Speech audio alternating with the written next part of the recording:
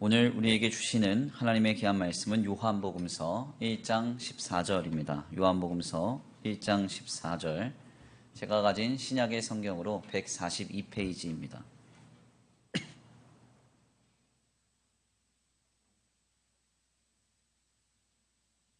신약 성경 142페이지 요한복음서 1장 14절입니다. 함께 다 같이 봉독해 올려드립니다. 함께 봉독합니다. 말씀이 육신이 되어 우리 가운데 거하심에 우리가 그의 영광을 보니 아버지의 독생자의 영광이요 은혜와 진리가 충만하더라. 아멘. 할렐루야. 할렐루야. 오늘도 하나님의 예비하신 귀한 은혜가 있는 줄 믿습니다. 귀한 시간 하나님의 은혜로 새롭게 되시고 하나님의 귀한 말씀 가운데 힘을 얻고 변화받는 귀한 시간 되시길 간절히 축원합니다. 오늘은 귀한 시간, 귀한 말씀을 통하여서 독생자의 영광을 보라, 독생자의 영광을 보라 라는 제목으로 하나님의 귀한 말씀을 함께 나누고자 합니다. 우리 옆에 계신 분들과 함께 인사하겠는데요. 다 잘 되고 있습니다. 하나님이 하십니다. 인사하겠습니다. 함께 인사합니다. 하나님이 하십니다. 아멘. 다시 한번 믿음으로 선포합니다. 다 잘 되고 있습니다. 예수님을 바라보면 새 힘을 얻습니다. 시작. 다 잘 되고 있습니다. 예수님 바라보면 새 힘을 얻습니다. 아멘. 오늘도 주님을 바라보시기 위해서 나오신 우리 성도님들에게 하나님 풍성하신 은혜와 사랑으로 덧입혀 주시리라 믿습니다. 오늘은 귀한 시간, 귀한 말씀을 통하여서 독생자의 영광을 보라, 독생자의 영광을 보라라는 제목으로 하나님의 귀한 말씀 함께 나누고자 합니다. 우리에게는 설리번 선생님의 참된 교육으로 언어적 문제를 극복한 것으로 잘 알려진 헬렌 켈러라는 이 사람은 본래는 시각과 청각의 중복 장애인으로 세계 최초 인문학 학사를 받은 인물입니다. 이분은 작가이자 교육가로 그리고 사회운동가로 활동하면서 미국 사회 내에 큰 반향을 일으켰던 사람인데요. 특별히 그녀가 가진 시각과 청각의 중복 장애로 인해서 워낙 고단한 삶을 영위했기 때문에 삶에 대한 이해가 매우 깊었습니다. 그래서 지금 그녀의 말들은 주옥과 같은 말들로 우리에게 전해져서 어떻게 하면 우리가 바른 가치관을 가지고 인생을 살아갈 수 있을 것인지에 대해서 교훈합니다. 그 중에 특별히 오늘과 같은 시대에 우리에게 경종을 울릴 만한 귀한 내용이 있는데요. 그 말을 소개해드리면 이와 같습니다. 제가 한번 읽어드리겠습니다. 행복의 한쪽 문이 닫힐 때는 다른 쪽 문이 열립니다. 하지만 우리는 그 닫힌 문만 바라보느라 우리에게 열린 다른 문을 보지 못하곤 합니다. 네, 참 인상적인 표현이죠. 행복의 한쪽 문이 닫힐 때는 다른 쪽 문이 열립니다. 하지만 우리는 그 닫힌 문만 바라보느라 우리에게 열린 다른 문을 보지 못합니다.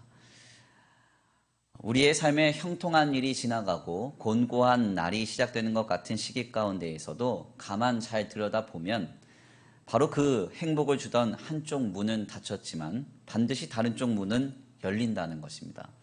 그러니 실망하지 말고 가만 잘 살펴보면 열린 다른 쪽 문을 통해서 우리는 우리의 삶을 건전하게 다시금 세워갈 수 있다는 것이죠. 대부분의 사람들은 지금 당장 눈앞에 닫혀버린 문에만 함몰됨으로 인해서 그 자리에서 낙심하며 또한 실망할 때가 많습니다. 그러나 헬렌 켈러는 분명하게 알았던 것이죠. 우리의 인생에는 행복의 문이 활짝 열릴 때도 있지만 때때로는 닫힐 수도 있습니다. 그러나 그 행복의 문이 닫힌다 하더라도 실망하지 말 것은 반드시 행복의 문이 닫힌 그곳에서 다른 쪽 문이 열리기 때문이라는 것입니다. 그녀가 이렇게 확신할 수 있었던 데에는 그녀의 신앙이 바탕이 되어 있습니다. 그녀는 평생 하나님을 소망하는 믿음으로 살았다고 전해집니다. 하나님을 소망하면서 믿었기 때문에 그녀는 행복이 닫힌 순간에서도 다른 쪽 문을 열어주실 하나님을 신앙했던 것입니다. 헬렌 켈러의 고백입니다. 제가 한번 읽어드리겠습니다. 내가 아무것도 몰랐던 어린 시절에는 세상 사람들 모두가 행복하게만 보였습니다. 그러나 철이 들면서부터 세상에는 많은 불행과 고통이 있다는 것을 알고 얼마나 슬퍼했는지 모릅니다. 그러나 만약 인생에 그런 불행이나 고통이 없다면 어떤 일에 참고 견디며 용기를 갖는 훌륭한 정신을 배울 수 없었겠죠. 그래서 나는 우리가 겪어야 하는 모든 괴로운 일과 슬픈 일 전부를 하나님의 선물이라고 여기면서 감사하게 되었습니다. 네, 어떻습니까? 굉장히 인상적인 통찰이죠. 나는 우리가 겪어야 하는 모든 괴로운 일과 슬픈 일 전부를 하나님의 선물이라고 여기면서 감사하게 되었습니다. 코로나 전국이 길어지면서요. 안 그래도 문제 많고 어려운 우리의 삶이 더욱 빡빡해져 가는지 모르겠습니다. 그러나 힘을 내시기를 바랍니다. 소망을 가지시기를 바랍니다. 지금 우리의 인생의 현실 속에서 지금 하나님은 한쪽 문을 닫고 새로운 문을 열고 계신 줄 믿습니다. 그 문이 활짝 열려서 분명하게 우리 모두가 주의 일하심을 보기까지 거룩하고 신실하며 진실하게 믿음으로 살아갈 수 있는 저와 우리 성도들 모두가 되시길 간절히 축원합니다. 특별히 오늘과 같은 때에 목회하는 저는 목회자로서 성도에게 가장 필요한 것은 무엇일까 늘 고심하며 고민하곤 합니다. 물론 우리는 늘 결핍된 존재이기 때문에 하나님이 베풀어 주시는 모든 것이 다 필요합니다. 간절합니다. 그렇지만 그 중에서도 정말 오늘과 같은 시대를 살아가면서 우리에게 절실하게 필요한 것은 무엇인가 고민하게 됩니다. 특별히 오늘 본문 말씀을 읽고 묵상하며 생각하다가 깨달아지는 것은 오늘 이 시기를 살아가는 이때에 우리 성도들 모두에게 정말로 필요한 것은 오늘 본문 말씀에서 선포된 은혜와 진리라고 생각하게 됐습니다. 지금 우리는 이 시대를 살아갈 은혜가 필요합니다. 아멘입니까? 그리고 이 혼탁한 시국 가운데 온전히 우리를 세워갈 진리가 필요합니다. 놀랍게도 오늘 본문의 말씀은 이 은혜와 진리가 예수 그리스도 안에 충만하다. 예수 그리스도 안에 충만하다라고 말하고 있습니다. 오늘 본문 말씀 14절인데요. 우리 함께 다 같이 봉독해 올려드립니다. 오늘 본문 말씀입니다. 시작.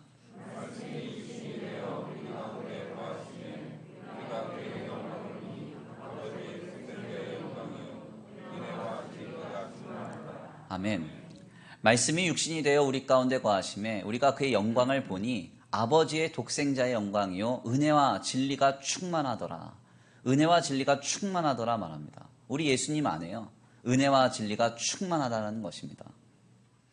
성도가 모진 세월을 살아내면서 하나님 주시는 은혜가 있을 때 세상을 이길 힘을 얻습니다. 하나님께서 진리 가운데 우리의 마음을 지켜주실 때 아무리 고단한 삶의 여정이라도 우리는 그 모든 삶을 치열하게 살아낼 수 있는 것입니다. 그렇다면 먼저 신자에게 임하는 은혜란 무엇일까요? 보통 우리가 이해하는 은혜란 오늘 우리의 삶에 임하는 어떤 특별한 행운이나 응답 혹은 이익과 유익과 같은 의미로 이해가 됩니다. 그래서 내가 생각하지도 않았을 때 하나님께서 내 삶의 문제를 해결해 주시거나 내가 예상하지도 못했던 특별한 공급이 하나님으로부터 임하게 되면 내가 하나님의 은혜를 받았다. 은혜로 내가 이렇게 귀한 삶의 형편을 허락받았다. 이런 식으로 말합니다. 그렇지만 본래 이 은혜라는 개념은 웨스트민스터 신앙고백에 따르면 하나님께서 인간에 대해 그 죄와 무가치함에도 불구하고 크신 사랑으로 사죄와 생명 주심을 말합니다. 그러니까 실상 기독 신앙을 가진 성도에게 있어서 은혜라는 것은 죄인인 내가 하나님 앞에 사죄함을 얻어서 주님의 자녀요 주의 백성으로 변화된 신분과 변화된 본질을 얻었음을 말하는 것입니다. 이것이 성경에서 말하는 은혜입니다. 내 자녀가 좋은 대학에 갔습니다. 권사님이 물어요. 어떻게 좋은 대학을 갔어? 하나님의 은혜로 갔어. 이러면 안 됩니다. 시험 들어요. 그렇죠? 어떻게 그렇게 잘 살아? 하나님의 은혜로 난 잘 살아. 이건 사실 성경적인 고백이 아니라는 거죠. 우리가 고백하는 하나님의 은혜는 하나님께서 나를 구원하셔서 하나님의 자녀 삼아 주셨음에 더 이상 죄와 사망의 비참에 종되어 끌려가지 않고 하나님의 자녀로 살아가게 하셨음이 바로 은혜라는 것입니다. 그러니까 이것은 오늘 본문 말씀에서 전하는 바와 같습니다. 예수 그리스도 안에 은혜가 충만합니다. 은혜가 충만합니다. 왜 그렇습니까? 우리는 예수님 때문에 변화된 신분과 본질을 얻기 때문에 그렇습니다. 이것은 별것 아닌 것 같아도 세상을 살아갈 엄청난 힘과 소망, 위로가 되는 것입니다. 가만 한번 생각을 해보십시오. 우리의 삶에 어느 날 특별하게 찾아오는 행운과 유익 등은 우리의 기분을 잠깐 좋게 하는 것이지만 절대적인 것은 아닙니다. 영원하지 않습니다. 우리의 삶에 어떤 문제가 해결되는 응답이 찾아왔다 그래서 그 응답이 평생토록 내 마음을 지켜주지 않습니다. 그러나 내가 하나님께 속하였고 하나님의 자녀가 되었고 이 땅에서 하나님의 자녀로서 주님과 함께 동행하며 살다가 주님의 영원하신 나라에 참여하게 되었다는 그 사실은 절대적이고도 영원한 것입니다. 이것은 우리에게 이 땅의 삶을 살아갈 힘과 능력과 위로와 소망을 주는 것이죠. 한번 생각을 해보십시오. 우리가 인생을 살아가면서 몇몇의 권세자들과 친밀한 관계만 되어도 그것이 얼마나 나를 기세등등하게 합니까? 그래서 옛날에는 음주운전 걸리고 나면 막 경찰관한테 소리 지르는 분 많았습니다. 야, 너 내가 누군 줄 알아? 지금 전화한다? 막 이런 분들 많았어요. 지금 그러면 큰일 납니다. 지금 그거 통하는 시대가 아니죠. 권세자들과 친밀한 관계만 되어도 우리는 기세등등합니다. 그런데 만왕의 왕이시고 만주의 주 되신 우리 하나님이 나의 아버지가 되신다는데 하나님께서 나를 자녀 삼기 위해서 자기 자신을 내어주셔서 생명을 아끼지 아니하시고 나를 사랑하셨다는데 우리가 여기에서 못 얻을 위로와 소망이 어디 있겠습니까? 그 무엇이 우리를 그의 그리스도의 사랑에서 끊을 수 있겠습니까? 그럴 수 없다는 것입니다. 저는 어린 나이에 목회를 하면서 하나님 앞에 늘 불만 가졌던 것이 있습니다. 하나님, 왜 나는 이렇게 돈도 없고 백도 없습니까? 한탄했습니다. 교회 성장학을 제가 부전공할 때가 있었는데요. 부전공 해보니까 우리나라에서 유수의 많은 손에 꼽히는 이 교회들을 이 성장하는 과정 속에 보니까 그 목사님을 키워주고 밀어주고 끌어주신 분이 있더라고요. 근데 왜 나는 아무도 없습니까? 그러면서 이제 한탄이 되는 거예요. 오히려 어린 나이에 담임 목회한다고 얼마나 많이 목사님들한테 견제받고 이 중간에서 어려웠는지 몰라요. 제가 학부 때요, 우리 교회가 한참 어려웠을 때 교회를 한번 살리겠다고 그때 당시에 살아계시던 오카노 목사님한테 이메일로 편지를 보냈던 적이 있습니다. 이메일로 편지를 보낼 수 있었거든요. 그래서 정말 구구절절하게 열심히 써서 보냈어요. 당연히 답장은 안 왔습니다. 답장 안 왔어요. 담임 목회를 하면서도 목회 초반에는요, 얼마나 여기 도와줄 사람 없나, 저기 도와줄 사람 없나 기웃기웃했는지 몰라요. 그런데 오히려 그때는 아무도 안 도와줍니다. 아무도 키워주지 않고 아무도 끌어주지 않아요. 그래서 언젠가는 하나님 앞에 한탄하면서 기도하는데 그때 주님이 제게 주신 감동이 있었습니다. 주님이 제게 기도 가운데 이렇게 감동을 주시더라고요. 야, 너한테는 내가 있잖아. 너한테는 내가 있잖아. 내가 너의 하나님 되고 아버지 된다는데 너 누구를 보고 있느냐. 이 감동이 오늘날까지 저에게 얼마나 큰 힘이 되는지 모릅니다. 왜 우리에게 은혜가 필요합니까? 하나님의 은혜는 내 감정이 동요되어서 현실을 무감각하게 만드는 것이 아닙니다. 하나님의 은혜는 느닷없이 찾아오는 행운과 이익이 아닙니다. 하나님의 은혜는 예수 그리스도 안에서 우리를 구속하신 그 역사, 그리스도 예수 안에서 이미 변화된 신분과 본질로서 주님이 이뤄놓으신 관계에 주목하게 만드는 것입니다. 너는 내 자녀야. 나는 내 하나님이야. 내가 있잖아. 너의 등 뒤에는 내가 있어. 주님이 이러한 놀라운 역사를 목도하게 하시는 것입니다.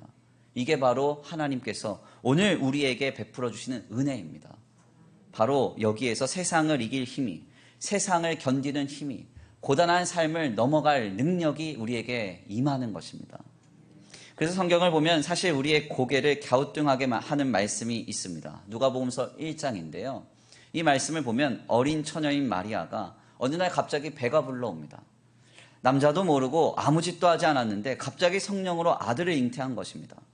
설상가상으로 이 여인은 결혼까지 앞두고 있었습니다. 그러니까 이 여인이 얼마나 곤란했겠습니까?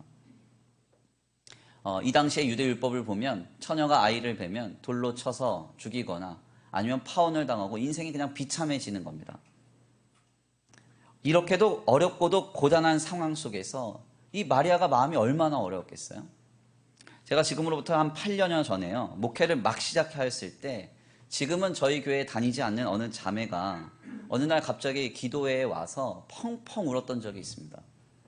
그래서 그 기도회를 마치고 우리 권사님 중에 한 분이 그 자매를 꽉 안아줬어요. 위로한다고. 근데 원래 이 자매가 교회를 잘 나오지 않는 자매인데 그날따라 교회를 나와서 막 운 겁니다. 그래서 왜 우는가 들어봤더니 나중에 찾아와서 이야기를 하는데 결혼을 하기 전인데 아이를 임신했다는 거예요. 네. 그래서 그것이 당황스러워서 이 자매가 막 운 겁니다. 다행스럽게도 그 자매는 지금 그 당시에 남자친구와 결혼을 해서 아이를 낳고 잘 살고 있어요. 아무튼 이렇게 처녀가 아이를 갖는다는 것은 엄청난 정서적인 충격이 있습니다. 거의 젊은 세대들 말로 말하면 멘붕이죠. 그런데 마리아는 남자도 모르고 아무 짓도 하지 않은 상태였습니다. 뿐만 아니라 그는 혼인을 앞에 두고 있었습니다. 이러니 이 여인이 얼마나 마음이 어렵고 무너져 내렸겠습니까? 그런데 누가복음서 1장 30절 말씀을 보면요, 이때 갑자기 주님이 주의 천사를 보내셔서 이렇게 말씀하세요. 뭐라고 말씀하느냐? 네가 하나님께 은혜를 입었느니라. 네가 하나님께 은혜를 입었느니라. 이렇게 말씀하세요. 정말 말도 안 되는 이야기죠. 네. 마리아가 감당할 수 없는 이렇게도 고통스럽고 위험한 현장을 주님이 만들어 놓고 느닷없이 찾아와서 주님 말씀하신 겁니다. 네가 은혜를 힘입었느니라. 네가 하나님께 은혜를 입었느니라. 이게 어떻게 가능한 일입니까? 실상 이와 같은 내용은 사도 바울에게도 역시 확인이 됩니다. 하나님이 바울을 사도로 세우셨을 때 그의 삶의 자리는 망가졌습니다. 대제사장의 권세를 등에 업고 기세가 등등하여 살아갔던 그의 인생은 하루아침에 나락으로 떨어져서 늘 쫓겨다니며 박해와 모진 핍박을 당하고 돈이 없어서 천막을 기워가면서 사역하는 그 사역자의 삶을 감당해야 했습니다. 그런데 그런 그에게 설상가상으로 어느 날 육체의 가시가 찾아와요. 어떤 사람들은 이것이 간질이라고도 하고 어떤 사람은 이것이 안질이라고도 하는데, 안질이든 간질이든 사역자로서는 최악의 질병입니다. 왜 그래요? 예. 이 바울이 설교를 하다가 만약 간질이라면 갑자기 뒤로 자빠져가지고 막 경기를 일으켜요. 그럼 그 설교를 누가 듣겠습니까? 그렇죠? 여기 있는 김 목사가 몸이 맨날 아파가지고 골골한데 예수님 믿으면 복 받습니다. 누가 믿겠어요? 주님이 병을 치료하십니다. 네 병이나 치료해라 이러죠. 그렇지 않겠습니까? 안질도 그래요. 안질도 설교를 해야 되면 말씀을 봐야 되잖아요. 눈은 하루에도 수차례 깜빡거리는데 안질이 걸렸다, 건전한 삶을 영위할 수가 없죠. 그래서 바울이 하나님 앞에 간절히 기도해요. 이 육체의 가시를 좀 없애달라고 몇 번이나 구했느냐? 3번이나 구했답니다. 유대인의 문화에서 3번이라는 것은 3이라는 숫자가 영원을 뜻해요. 그러니까 할 수 있는 대로 최선을 다해서 정말 절박하게 하나님 앞에 이 육체의 가시를 뽑아달라고 기도했던 겁니다. 근데 하나님이 그에게 주신 응답이 뭡니까? 내 은혜가 내게 족하다. 내 은혜가 내게 족하다. 이렇게 말씀하세요. 안 그래도 예수님 때문에 망가진 인생, 사명 감당하느라 밑바닥으로 떨어진 인생에 왜 주님은 은혜가 족하다 말씀하시는 것일까요? 그 이유는 간단합니다. 주님이 말씀하신 은혜, 즉 카리스, 이것은 하나님과 우리 사이에 변화된 관계를 의미하기 때문에 그렇습니다. 동정녀 마리아의 삶은 예수님을 잉태함으로 파혼과 살해의 위험으로 얼룩지게 되었지만 그녀는 라틴어로 테오도코스, 성자 하나님의 어머니가 되는 역사를 허락받았습니다. 그러니까 예수님을 잉태하기 전에 마리아와 하나님의 관계와 예수님을 잉태하고 나서의 마리아와 하나님의 관계는 완전히 다른 거예요. 그래서 주님은 주의 천사를 통해서 네가 하나님께 은혜를 입었다. 내가 하나님께 은혜를 입었다. 이렇게 말씀하셨던 겁니다. 더 나아가 이것은 사도 바울에게도 역시 마찬가지입니다. 바울이 예수님을 믿기 전에는 세상 가운데 승승장구하던 인생이었습니다. 그러나 그는 하나님 앞에서 아무것도 아닌 인생이었습니다. 그렇지만 사도 바울이 예수를 그리스도로 믿어 사도가 되어서 하나님의 말씀을 대언하고 진리를 세우는 유일한 직임을 얻게 되었을 때 그는 하나님의 말씀을 대언하는 입이요, 하나님의 교회를 세우는 유일한 직임을 받은 사도가 됩니다. 이것이 얼마나 엄청난 변화입니까? 이제는 그가 말하는 것이요 성경이 됐습니다. 네, 대단한 일이죠. 그러니 그의 상황과 환경과 조건이 어떠하든지 그는 변화된 사도라는 신분으로서 하나님 앞에 설 수 있게 된 것입니다. 그래서 주님은 바울에게 이렇게 말씀하셨던 거예요. 내 은혜가 내게 족하다. 내 은혜가 내게 족하다. 상황을 보지 말고, 형편을 보지 말고, 네 안에 있는 육체의 질고를 보지 말고 하나님이 변화시키신 그 관계, 그 신분, 그 본질을 주목하라고 말씀하셨던 것입니다. 이렇게 은혜라는 것은 하나님 앞에 변화된 관계에 주목해야 하는 동력으로서 마리아와 같은 상황이든 바울과 같은 상황이든 모든 어려움을 이겨낼 힘과 위로와 소망을 주는 것입니다. 오늘 주보의 컬럼을 통해서 말씀드린 바와 같이 코로나 정복이 길어지면서 우리가 그간 믿고 의지하던 것들이 얼마나 허망하고 허탄한 것인지를 깨닫게 됩니다. 이때 우리는 오직 은혜로 충만해야 합니다. 은혜로 충만해야 됩니다. 다른 것을 의지하고 다른 것을 붙들 것이 아니라 지금 우리를 그리스도 예수 안에서 자녀 삼으신 그 놀라운 구속의 역사를 붙듦으로 인하여서 모든 것을 바라며 모든 것을 참으며 모든 것을 견딜 수 있는 그 은혜가 우리 안에 충만케 되어야 한다는 것입니다. 두 번째로 그리스도 예수 안에 충만한 진리는 오늘 이 혼탁한 시대를 살아가는 성도에게는 반드시 필요한 일입니다. 오늘 본문 말씀에 진리로 번역된 헬라어 알레데이아는 요한복음서에서 압도적으로 많이 사용되는 단어입니다. 다른 신약의 성경 본문이 이 알레데이아를 얼마나 사용하는가를 좀 보면요. 사도행전은 3번 정도 사용합니다. 로마서 같은 경우에는 8번 정도 사용합니다. 그런데 요한복음은 무려 20번을 사용합니다. 그러니까 다른 본문에 비해서 요한복음서가 압도적으로 3배 이상 이 진리를 많이 언급하고 있는 것입니다. 진리라는 말은 본래 일반적으로 보면 보편 타당한 지식을 의미합니다. 그렇지만 요한복음서에서 말하는 진리란 하나님께서 당신의 자녀들을 구원하시는 그 일을 의미합니다. 아멘입니까? 그래서 예수님이 뭐라고 말해요? 내가 곧 길이요 진리요 생명이니 나로 말미암지 않고는 아버지께로 갈 자가 없느니라. 아멘입니까? 그래서 요한복음서에서 말하는 진리란 하나님께서 당신의 백성들을 구원하시는 것을 의미합니다. 그런데 하나님께서 누구를 통해서 하나님의 백성들을 구원하실까요? 바로 예수 그리스도를 통해서 구원하십니다. 그렇기 때문에 오늘 본문 말씀과 같이 이 진리는 예수 그리스도 안에서 충만한 것입니다. 오늘의 혼탁한 시대는 자꾸 우리를 구원할 것 같은 많은 대상을 통해서 우리의 마음을 쥐고 흔듭니다. 때때로 돈이 우리를 구원할 것이라고 착각하게 만듭니다. 세상의 성공과 번영이, 편안함이 우리를 구원해 줄 것이라고 착각하게 만듭니다. 요즘은 부동산이 우리를 구원해 줄 것이다. 이렇게 말합니다. 그런데 과연 우리를 무엇이 구원해 줄 수 있을까요? 우리는 오직 예수 그리스도 안에서 우리를 구원하신 하나님 안에 있을 때에만 구원을 누릴 수 있습니다. 우리를 자유케 하는 것은요, 세상이 아닙니다. 사람이 아닙니다. 물질이 아닙니다. 예수님밖에 없는 것입니다. 사람의 마음은 죄된 본성을 가지고 있어서 만족을 모르고 끝없는 탐욕과 이기로 나아갑니다. 그래서 소위 이것을 철학적으로는 패러독스 오브 헤도이즘이라고 해요. 그러니까 탐욕의 역설 혹은 쾌락의 역설이라고 하는데, 인간은 본인이 행복하고 즐겁다고 생각하는 것을 추구하면 추구할수록 불만족스러움을 느낍니다. 그리고 그것을 추구하면 추구할수록 허무함을 느낍니다. 이 정도 내가 이루고 성취하고 가지면 참 좋을 것 같은데 가져보면 불만족하고 가져보면 허무한 것이 인생의 이 본질이에요. 저도 아이들을 키우면서 그런 생각을 했습니다. 아이가 막 태어났습니다. 아이를 딱 안았는데 아이가 목을 못 가누는 거예요. 너무 불편해요, 안기가. 그래서 제가 그런 생각했죠. 빨리 목 좀 가눴으면 좋겠다. 조금 지나니까 아이가 목을 가눕니다. 목을 가누고 또 아이를 키우는데 이제는 좀 걸었으면 좋겠다. 그러니까 조금 지나니까 또 걷더라고요. 한참 걷기에 이런 생각했어요. 아니, 좀 말했으면 좋겠다. 왜냐면 뭐라고 막 울고 막 그러는데 얘가 배가 고픈 건지 아프다고 하는 건지 모르잖아요. 말 좀 했으면 좋겠다 했어요. 조금 있으니까 말을 해요. 그러다 보니까 그 말을 들으니까 또 이런 생각을 했어요. 이제는 좀 말이 좀 통했으면 좋겠다. 아이가 학교를 가니까요, 말이 통합니다. 대화가 돼요. 근데 이제는 이런 생각해요. 말 좀 잘 들었으면 좋겠다. 이런 생각합니다. 끝이 없어요. 채워지면 채워질수록 또 다른 것을 요구하고 바랍니다. 이것은 저의 목회 역시도 마찬가지입니다. 제가 청년부 특강 강사, 8월 강사를 좀 알아보고 모집을 하면서 조금 특이한 이력의 사역자와 이런저런 이야기를 좀 나눴는데요. 이 친구는 이제 저 군종병 그 후임입니다. 그래서 한참 동생인데, 이 동생이 이제 2012년도에 저희 교회에 처음 왔어요. 그래서 제가 일꾼도 없고 사람도 없고 그러니까 야, 나랑 같이 목회하자. 부교육자로 좀 와라 했는데 안 왔습니다. 교회 작다고.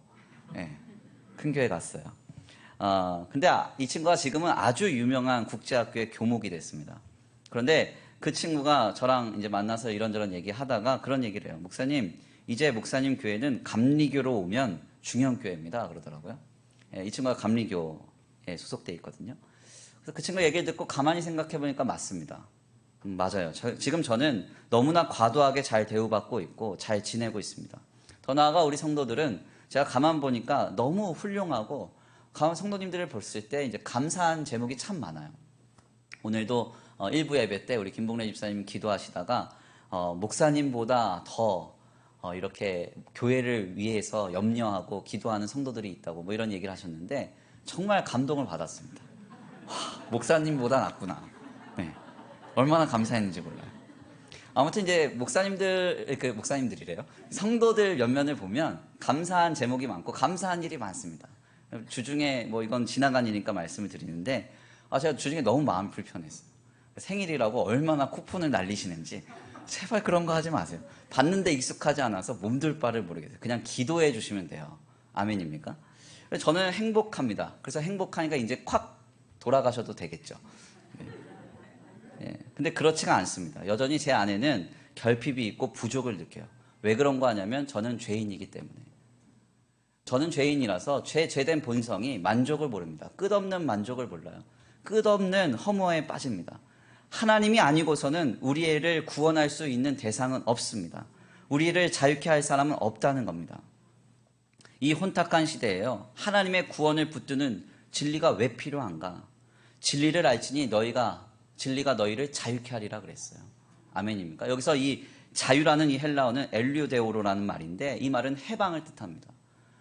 우리를 구원하신 하나님을 볼 때, 예수 그리스도를 통하여 우리를 구원하신 하나님의 그 역사를 볼 때 성도는 지금 억눌리고 붙잡히며 매였던 것에서 해방된다는 것입니다. 하나님이 예수 그리스도를 통하여 나를 구원하신다는 그 진리가 우리에게 자유를, 해방을 줍니다.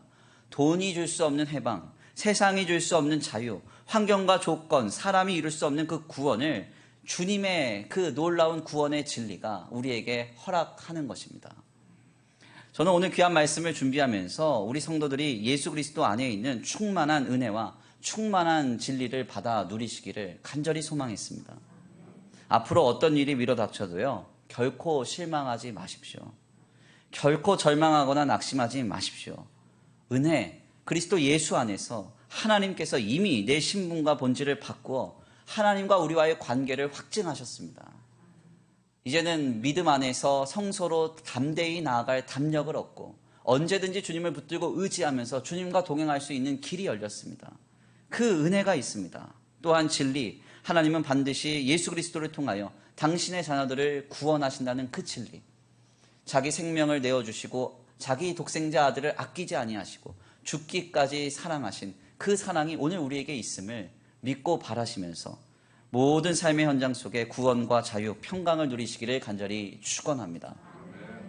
그렇다면 여기까지의 말씀을 나누면서 우리는 이런 질문을 할 필요가 있습니다. 그렇다면 신자가 그리스도 예수 안에 있는 풍성한 은혜와 진리를 누리는 삶을 살기 위해서 지금 우리가 해야 할 일은 무엇일까요? 지금 우리는 무엇을 해야 됩니까? 그 해답은 오늘 본문 말씀 14절에 있습니다. 우리 함께 다 같이 봉독해 올려드립니다. 오늘 본문 말씀 14절입니다. 함께 봉독합니다. 시작.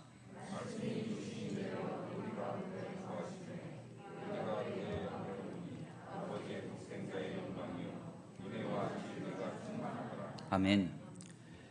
말씀이 육신이 되어 우리 가운데 거하심에 우리가 그의 영광을 보니 아버지의 독생자의 영광이요 은혜와 진리가 충만하더라 그랬습니다. 오늘 본문 말씀에서 요한복음서의 기자는 그리스도 예수 안에 있는 풍성한 은혜와 진리에 대해 선포하기 전에 아주 중요한 전제 한 가지를 답니다. 그게 뭡니까? 말씀이 육신이 되어 우리 가운데 거하심에 우리가 그의 영광을 보니 그의 영광을 봐야 된다는 겁니다. 독생자의 영광을 보았을 때 은혜와 진리가 충만함을 알게 된다는 것입니다. 독생자의 영광이 무엇일까요? 여기서 말하는 독생자의 영광이란 신학자들 간에 많은 이견이 있지만 전통적으로는 하나님께서 예수 그리스도께서 우리를 구원하시기 위해 성육신하셔서 이 십자가의 구속의 역사를 이루신 그 현장을 의미합니다. 이 놀라운 현장을 어떻게 해야 된다는 거예요? 본이 봐야 된다는 거예요. 본이 봐야 된다는 겁니다. 오늘 본문 말씀에서 보라라고 우리말로 번역된 헬라어 데아오마이는 가까이에서 관찰하다, 가만히 주목하고 응시하다 등의 의미입니다. 그러니까 정리를 하자면 성도가 그리스도 예수 안에 있는 풍성한 은혜와 진리를 누리기 위해서는 하루하루의 삶의 현장 속에서 시간을 내어 나를 위해 이 땅에 육신으로 오셔서 십자가를 지신 그 영광의 역사를 데아오마이, 묵묵히 보아야 한다는 거예요. 이 시간이 필요하다는 겁니다. 독생자의 영광을 주목할 시간이 필요하다는 것입니다. 바로 이 독생자의 영광을 보느냐 보지 않느냐에서 오늘 우리의 믿음의 승리가 결정됩니다. 하루하루의 삶의 현장 속에서 조금이라도 시간을 내어 나를 위해 이 땅에 오신 예수님을 생각하고 그 십자가를 응시하고 바라보며 하루하루의 삶을 살아가는 사람들은 무슨 일이 있어도 승리합니다. 아무리 바빠도 애를 써서 나를 위해 이 땅에 오셔서 나를 구원하신 예수님을 발견하고자 가까이에서 관찰하고자 몸부림치는 사람은 어떠한 상황과 환경이 휘몰아친다 할지라도 반드시 이길 것입니다. 그러나 바쁘다는 이유로, 어렵다는 이유로 독생자의 영광을 보지 않는 자는 분명히 지고 말 것입니다. 신앙의 낙오와 신앙의 퇴보와 타협이 있을 거예요. 요 근래 가장 주목받는 기독교 철학자인 제임스 스미스는 오늘날의 시대를 두고 이렇게 표현했습니다. 제가 한번 그 내용을 읽어드리겠습니다. 참신함과 새로움이 주는 흥분에 초점을 맞추는 문화에서는 온갖 새로운 것이 넘쳐나고 언제든 그것을 가질 수 있는 것처럼 보인다. 오늘 우리를 매혹시킨 것이 내일은 5분 전의 일처럼 보일 것이다. 변치 않는 것이라고는 꾸준히 유입되는 끊임없는 변하는 이미지들밖에 없는 세상에서 우리가 딛고 선 땅조차 금세 사라져버리는 모래처럼 느껴진다. 이 말이 무슨 말입니까? 오늘날의 시대가 얼마나 급변하는지 정신을 차리지 못할 정도라는 것입니다. 세상 나라의 비전, 크고 화려하며 쾌락적인 세상 나라의 비전이 얼마나 변함없이 꾸준하게 우리에게 유입되는지 모릅니다. 이런 시대 가운데 어떻게 성도가 마음을 지키고 생각을 지킬 수 있습니까? 어떻게 우리의 신앙을 지킬 수 있습니까? 내 능력으로, 내 힘으로, 내 지식으로, 내 고집으로 이것이 가능한가? 안 된다는 거예요. 절대 못합니다. 하나님이 주시는 은혜와 진리가 아니고서는 우리는 우리의 마음을 지킬 수 없습니다. 세상 나라의 비전을 보세요. 얼마나 화려합니까? 얼마나 동경돼요? 동경 안 된다는 표정으로 저를 보시면 마음이 많이 어려웁니다. 동경되죠. 얼마나 크고 화려하며 쾌락적입니까? 나도 저렇게 한번 살고 싶다. 저렇게 하고 싶다. 그런 게 얼마나 많습니까? 그리고 그러한 가치들과 그러한 혼탁한 시대의 시류는 계속적으로 끊임없이 변화된 이미지로 우리의 마음을 막 쥐고 흔듭니다.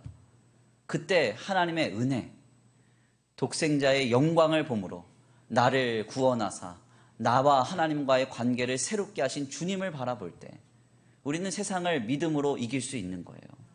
나를 위하여 십자가를 지시고 나를 살리사 하나님의 자녀 삼으신 그 주님과의 관계에 몰입하며 집중케 하는 그 은혜, 그 구원을 붙드는 진리, 이것이 바로 예수님을 바라봄으로 우리에게 임하는 것입니다. 지금 우리는 이것이 너무나 절실하고 필요합니다. 오늘 우리를 매혹시킨 것이 내일은 5분 전처럼 보이는 이 급변의 시대 속에서 우리가 어떻게 살아가야 될까요? 여기에서 이 제임스 스미스는요, 습관이라는 개념을 꺼냅니다. 습관. 신자의 삶에 습관이 필요하다는 거예요. 예수 그리스도를 생각하고 나를 구원하신 하나님을 생각하고 주님의 사랑을 생각하는 그 습관이 우리의 삶에 있어야 한다는 것입니다. 한번 생각을 해보세요. 우리는 얼마나 예수님을 생각하면서 나를 구원하신 주님의 그 십자가를 바라보면서 지난 한 주간의 삶을 사셨습니까? 내가 은혜를 받았다, 은혜를 받지 못했다 논하기 전에 먼저 질문해야 할 건 이것입니다. 예수님을 우리가 얼마나 보았습니까? 독생자의 영광을 우리가 얼마나 보면서 한 주간의 삶을 살았습니까? 이걸 한번 생각해 봐야 돼요. 진리가 우리를 자유케 했느냐, 자유케 하지 못했느냐, 이것을 우리가 논하기 전에 얼마나 우리가 하나님의 아들이신 예수 그리스도가 우리를 위해 이 땅에 오신 일에 감격하고 그 십자가를 지심을 묵상하면서 단 한 번이라도 바라보면서 그것을 마음에 품으면서 얼마나 살았느냐, 이것을 우리가 한번 점검해 봐야 한다는 것입니다. 바로 여기에서 신자의 승리의 비결이 있습니다. 그래서 제임스 스미스는 새로움이라는 시대의 폭정에 희생당하는 기독교가 승리할 수 있는 오직 한 가지 방식은 습관이라고 말합니다. 습관. 그래서 그가 쓴 책의 제목이 습관이 영성이다라는 책이에요. 습관이 영성이다. 신자는 어떤 습관을 가져야 합니까? 히브리서 기자의 말처럼 믿음의 주요 온전케 하시는 이인 예수를 바라보는 습관이 있어야 됩니다. 우리의 믿는 도리의 대제사장이신 예수를 깊이 생각하는 습관이 있어야 됩니다. 지난 어머니 기도회를 통하여서 나누었던 이기풍 목사님의 아내인 윤함의 사모님이 자녀들에게 어떻게 유언하셨다고 제가 말했습니까? 윤함의 사모님이 자녀에게 이런 얘기를 했어요. 5분 이상 예수님 잊지 마라. 5분 이상 예수님 잊지 마라 그랬습니다. 어떻게 5분 이상 예수님 잊지 않고 살 수 있어요? 그런 사람 없습니다. 저도 그렇게 못해요. 그렇지만 그 정도로 우리 예수님을, 그 십자가를, 그 주님의 독생자의 영광을 대하오마이 주목하며 관찰하고 바라는 것, 이것이 너무나도 귀하고 소중하다는 것입니다. 바로 이 습관이 오직 우리를 승리케 할 수 있습니다. 저는 아직도 인생의 많은 어려움과 문제 가운데 마음이 고단하여질 때 하는 저의 한 가지 행동이 있습니다. 그게 뭔가 하냐면 가만히 조용히 대예배실에 내려와서요, 불 다 꺼진 예배당에 저렇게 환히 빛나는 십자가를 가만 보고 있는 것입니다. 내려와서 십자가를 가만 보고 있으면요, 마음이 잠잠해지고 걱정이 물러가고 마음이 편안해집니다. 제가 시간이 많아서 이렇게 하는 건 아닙니다. 저도 시간에 늘 쫓깁니다. 너무너무 일이 많습니다. 기도도 해야 되고 말씀 연구도 해야 되고 신방도 해야 되고 뭐 하는 일이 많습니다. 이번 주간에도요, 제가 한 가지 좀 일이 있었는데 거의 다 정리해 놓은 설교문이 하나 있었는데 제가 노트북을 어떻게 하다가 닫았다 뭐 이렇게 열었다 어떻게 했는데 다 날아간 거예요. 주일 새벽, 오전, 오후 설교가 다 날아갔습니다. 아무리 찾아봐도 없어요. 그래서 그때 깨달았죠. 하나님이 다시 쓰라고 하시나 보다. 그래서 너무 시간에 쫓겼습니다. 그럼에도 불구하고 제가 놓지 않는 습관은 바로 하나님을 붙드는 것이고, 마음이 고단하고 어려우면 잠깐 내려와서 십자가를 보고 잠시 나를 구원하신 하나님을 생각하고 그 십자가의 사랑을 목도하는 것입니다. 제가 이번 주간에 교육자 회의를 통해서 우리 사역자들을 좀 도전했습니다. 저는 지금 아직도 아무리 바빠도 하루에 3시간은 기도해요. 하루에 3시간은. 목사님 3시간 기도하는 거 쉽지 않습니다. 목사님이니까 가능하죠. 그렇지 않아요. 저도 시간에 쫓깁니다. 쫓기지만 하는 거예요. 새벽 기도회부터 기도의 시간, 그리고 하루의 시간 속에서 적어도 3시간은 기도합니다. 서재에서 혼자 된 자리에서 3시간은 기도해요. 왜 그렇게 기도하십니까? 묻는다면 저는 그렇게 말합니다. 아침, 점심, 저녁 3시간 식사는 하잖아요. 적어도 식사 시간만큼의 시간은 꼭 지켜요. 중요한 점은 무엇인가 하냐면 정말 부지런해야 하는데 이렇게 늘 기도의 분량을 채우는 이유는 간단합니다. 독생자의 영광을 보지 않고서는 오늘을 살아갈 은혜와 진리를 신자는 누릴 수 없기 때문에 그래요. 목사라는 직임이 제 신앙을 지켜주지 않습니다. 장로, 권사, 집사라는 직임이 우리 성도들의 신앙을 지켜주지 않습니다. 교회당에 잠깐 나왔다가 돌아갔다고 해서 그 신앙이 지켜지는 게 아닙니다. 얼마나 독생자의 영광을 보느냐, 그 주님을 보면서 응시하면서 나를 구원하신 십자가를 목도하면서 살아가느냐, 살아가지 않느냐 하는 것이 중요한 거예요. 유대인들은 지금도 항상 자신과 자녀들에게 키파, 그러니까 신명기서의 말씀을 머리에 지니고 살아가게 합니다. 테필린이라고 하는 게 있습니다. 손목에 감아서 말씀을 메어서 다니게 합니다. 탈릿이라는 것도 있습니다. 언제든지 하나님 앞에 펴고 앉아서 기도할 수 있는 말씀이 적힌 기도볼을 가지고 다니게 합니다. 그래서 키파와 테필릿, 탈릿은 유대인들의 필수품입니다. 이것을 늘 갖고 다니기 때문에, 지니고 다니기 때문에 유대인들은 아무리 나라와 민족의 위기와 어려움이 있어도 신앙의 명맥이 끊어지지 않았습니다. 지금도 나사의 우주인들은요, 우주로 떠날 때 항상 가슴에 지니고 가는 게 있답니다. 그게 뭔가 하냐면 시편 23편의 말씀이래요. 여호와는 나의 목자시니 내게 부족함이 없으리로다. 이것이 나사의 관례처럼 우주인들에게 전해진답니다. 그래서 오늘 떠난다 하면 항상 가슴에 시편 23편을 달고 간답니다. 우리는 지금 어떤 습관을 갖고 있습니까? 우리의 인생의, 우리의 신앙의 관례는 무엇입니까? 습관이 영성이고요. 습관이 승리의 비결입니다. 성도가 가져야 할 습관은 오직 한 가지, 독생자의 영광을 보는 것입니다. 나를 위하여 나를 사랑하사 죽기까지 모든 것 내어주시고 십자가를 지신 그 구원의 영광을 성도가 묵상하면서 묵도하면서 바라보며 나아갈 때 성도는 모든 것을 이길 힘을 얻습니다. 아멘입니까? 우리를 위하여 이 땅에 성육신하셔서 나를 사랑하사 나를 위하여 십자가를 죽기까지 구원하신 그 하나님의 역사를 대하오마이 주목하여 보시기를 바랍니다. 바로 그때 우리는 그리스도 안에 있는 충만한 은혜와 충만한 진리를 받아 누리게 될 줄 믿습니다. 그 놀라운 은혜에, 그 놀라운 진리의 주인공 되시길 간절히 축원합니다. 우리 이 시간 다 같이 귀한 말씀 붙들고 함께 기도 올려드리겠습니다. 우리 다 같이 이 시간 함께 기도하시겠는데요, 찬양의 가사를 생각하시면서 함께 고백하겠습니다. 은혜 아니면 살아갈 수가 없네. 호흡마저도 다 주의 것이니. 그렇습니다. 세상 평안과 위로 내게 없어도 오직 예수뿐인 줄 믿습니다. 주님, 많은 일들이 벌어지고 있는 이 시국 가운데 또 고단한 삶의 형편과 어려움이 휘몰아침으로 내 마음이 때때로 낙심되며 무너지는 시대 가운데 하나님, 예수님 바라봅니다. 독생자의 영광을 봅니다.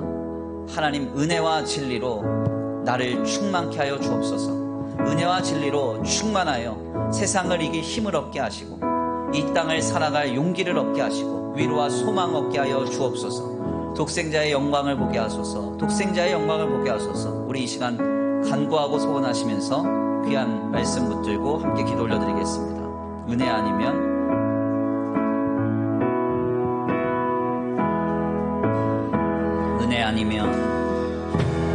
은혜 아니면 살아갈 수가 없네.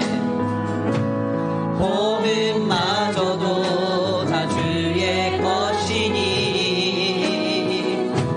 세상 평안과 위로 내게 없어도 예수, 오직 예수뿐이네. 은혜 아니면 살아갈 수가 없네. 호흡마저도 다 주의 것이니 세상 평안과 위로 내게 없어도 예수, 오직 예수뿐이네. 크신 계획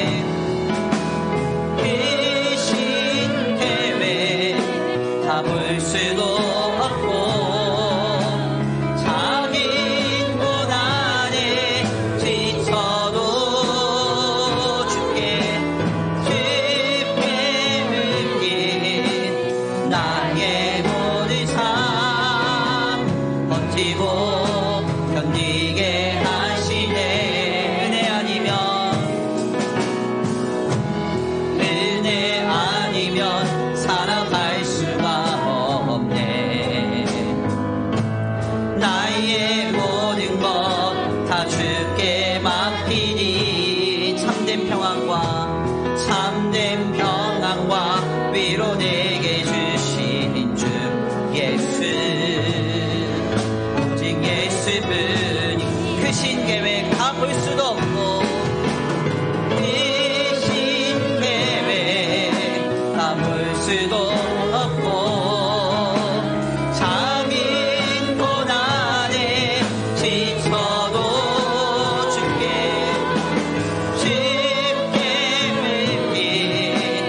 나의 모든 삶 버티고 견디게 하신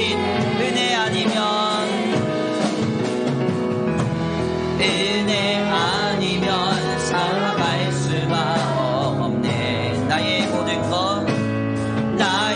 모든 것 다 주께 맡기니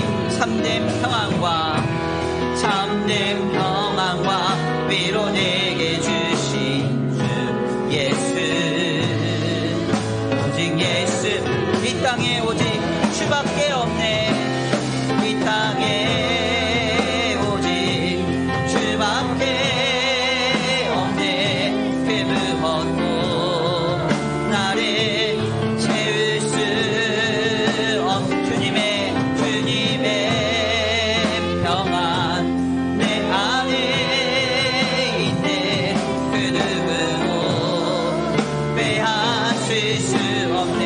땅에 오직 주밖에 없네. 이 땅에 오직 주밖에 없네. 그 무엇도 나를 채울 수 주님의 평안 내 안에 있네. 그 누구도 빼앗을 수 이 땅에 오직 주밖에 없네. 이 땅에 오직 주밖에 없네. 그 무엇도 나를 채울 수 없는 주님의 평안 내 안에 있네. 그 누구도 빼앗을 수 없네. 우리 이 시간 함께 기도하기 원합니다. 하나님, 그렇습니다. 독생자의 영광을 보기 원합니다. 독생자의 영광을 보기 원합니다.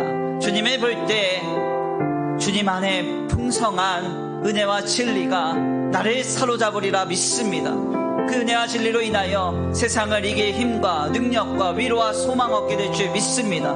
주여, 이 시간 독생자의 영광을 보게 하여 주옵소서. 주님 안에 있는 풍성한 은혜와 진리를 받아 누리게 하여 주옵소서. 우리 이 시간 간구하고 소원하시면서 주여 한번 부르시고 함께 기도 올려드립니다. 기도하겠습니다. 주여! 사랑과 은혜가 많으신 하나님, 감사합니다. 오늘 귀한 자리에 주님 앞에 나와 하나님 앞에 겸손히 머리 숙입니다. 주님, 아버지, 나를 위하여 이 땅에 오셔서 물과 피를 쏟으시고 아버지, 모든 아버지 죄와 사망의 비참을 끊으사 하나님과 우리 사이의 관계를 새롭게 하신 그 놀라운 주님의 사랑과 구속의 역사를 목도합니다. 이제는 나는 죄와 사망의 종된 인생이 아니요 세상과 사람들에게 평가받는 인생이 아니라 하나님의 자녀로서 편안한 십분과 본질로 이 땅의 삶을 살아가게 된 줄 믿습니다. 하나님께서 나의 아버지 되시고 나는 주님의 자녀 되었음을 믿습니다. 이 시간 그 놀라운 관계를 목도하며 풍성한 은혜와 진리 가운데 다시 한번 믿음으로 굳게 서서 주님을 말합니다. 주님을 의지합니다. 주님을 붙듭니다. 하나님, 독생자의 영광을 보는 자에게 세상이 줄 수 없는 위로와 평강과 자유와 소망이 아버지 그 힘과 능력이 예수 안에 있는 풍성한 은혜와 진리를 따라 임하여 질 수 있도록 주님 역사하여 주옵소서. 아버지, 인도하여 주옵소서. 지금 독생자의 영광을 보기 원합니다. 아버지, 우리 눈을 들어 아버지 세상으로 향하던 우리 눈을 들어 독생자의 영광 보기 원합니다. 사람으로 향하던 우리 눈을 들어 독생자의 영광을 보기 원합니다. 하나님, 물질로 향하던 우리의 눈을 들어 독생자의 영광을 보기 원합니다. 주님, 이 시간 주님의 영광을 보게 하소서. 나를 위하여 모든 것 내어주사 물과 피를 쏟으시고 나를 구속하신 그 사랑의 자리를 목도하게 하여 주옵소서. 아버지, 세상이 줄 수 없는 평강이 그 놀라운 구원과 자유와 해방이 우리를 사로잡게 하여 주옵소서. 더 이상 낙심하지 아니하고 넘어지지 아니하고 쓰러지지 아니하고 아버지 주님 주신 평안 가운데 아버지 하나님의 전능의 권세를 누리며 이 땅의 삶을 살아낼 수 있도록 주님 역사하여 주시옵소서. 아버지, 인도하시오 믿습니다. 함께하시오 믿습니다. 역사하시오 믿습니다. 지금 일하여 주옵시고 함께하여 주옵시고 역사하여 주옵소서. 역사하여 주옵소서. 인도하여 주옵소서. 함께하여 주옵소서. 역사하여 주옵소서. 역사하여 주옵소서. 아버지, 우리 눈을 뜨게 하소서. 독생자의 영광을 보게 하소서. 다른 어떤 것보다 나를 구원하신 그 자리를 주목하여 볼 수 있도록 주님 붙들어 주옵소서. 역사하여 주옵소서.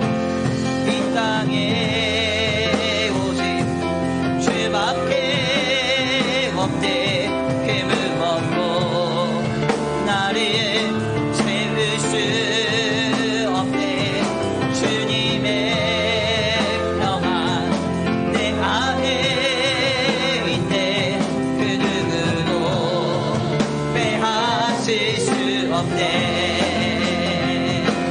이 땅에 오직 주밖에 없네. 그 무엇도 나를 채울 수 없네. 주님의